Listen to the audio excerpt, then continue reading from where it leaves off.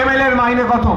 একটা এমএলএ মিলে বাকি রাজ্যের 293টা এমএলএ এর ঘুম যে হারাম করতে পারে, সেই ভাঙড়ের মানুষ যদি না আমাকে ভোট দিত, হয়তো আমি সেটা দেখাতে পারতাম না।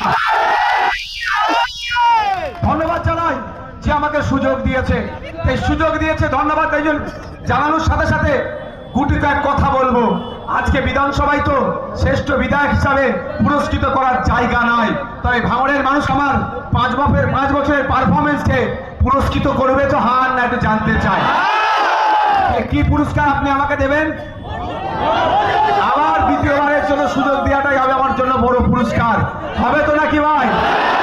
2021 সালে বিজেপি চলে আসবে, এনআরসি সিএ করে দেশ থেকে তাড়িয়ে দেবে, এই গল্প শোনাচ্ছিল, অনেকে ভয় পেয়েছিল।